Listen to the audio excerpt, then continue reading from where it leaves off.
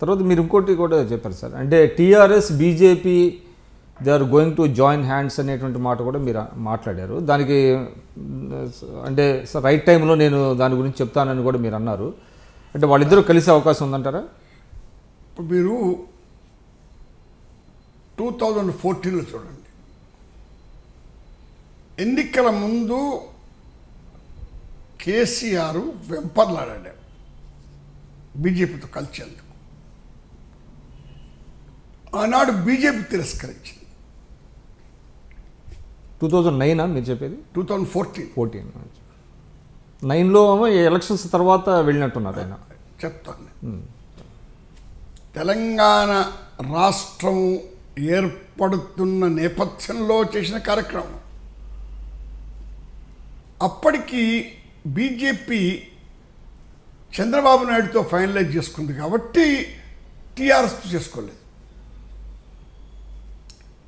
ఆయనకు సిద్ధాంతరీత్యా సూత్రప్రాయంగా ఎలాంటి అభ్యంతరం లేదు. ఆ విషయం స్పష్టం కదా. అంటే ఆయనే చెప్పాడు కదా సార్, అంటే తెలంగాణ కోసం ఎవరైతే వస్తారో గొంగళ పురుగును కూడా ముద్దును పెట్టుకుంటాను నేను. అయిపోయింది, వచ్చింది అప్పటికి. అది 2009లో చెప్పచ్చు. 2014 చెప్పాల్సిన పనే ఉంది. అప్పటికి బిల్లు పాస్ అయింది కదా. రెండోది, ఇప్పుడు గెలిచిన తర్వాత ఎంత స్నేహంగా ఉంటున్నాడు. రాష్ట్రపతి ఎన్నికల్లో, ఉపరాష్ట్రపతి ఎన్నికల్లో, జిఎస్టీ విషయంలో, డిమానిటైజేషన్ విషయంలో ఒక మాట మాట్లాడడం లేదే. కానీ ఒకవైపు బీజేపీ వాళ్ళు మాత్రం ఎంఐఎంని ఎప్పిచ్చేస్తున్నారు. ముస్లిమ్స్కి రిజర్వేషన్లు కానివ్వండి, లేకపోతే మొన్న హైదరాబాద్ స్టేట్ సార్ ఆ ఎంఐఎంతో స్నేహం చేశారు కదా టీఆర్ఎస్. నేనన్నది ఏంటి, బీజేపీతో ఈయనకు సైద్ధాంతిక విభేదాలు లేవు.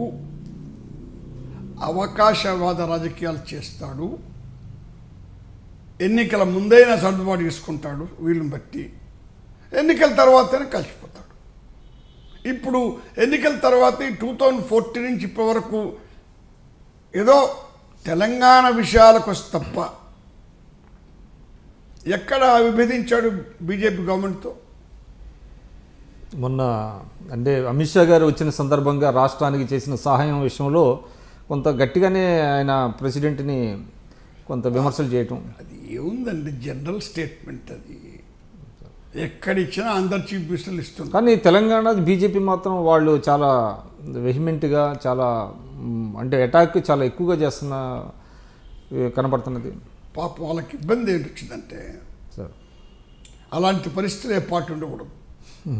వాళ్ళ కోరిక ఎలా ఉన్నా వాళ్ళ మంత్రులంతా వచ్చి కేసీఆర్ మెచ్చుకొని పోతున్నారు.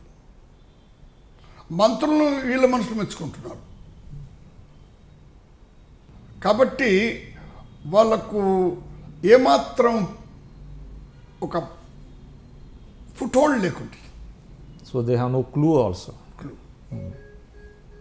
సరే, కాబట్టి అంటే మీ రీడింగ్ ప్రకారం బీజేపీ టీఆర్ఎస్ కలుస్తాయి అంటారా రేపు 2019? కలవకపోయినా ఎన్నికల తర్వాత కలుస్తారు.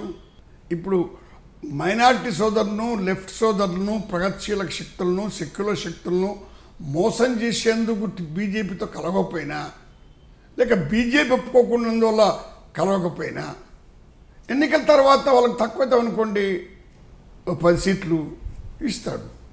కానీ రేపు 2019లో కాంగ్రెస్ ప్రాస్పెక్టస్ ఎట్లా ఉంటాయని మీ ఢిల్లీలో ఇక్కడ స్టేట్? నాకు కాంగ్రెస్ విజయావకాశాలు హెచ్చు అని నా అభిప్రాయం.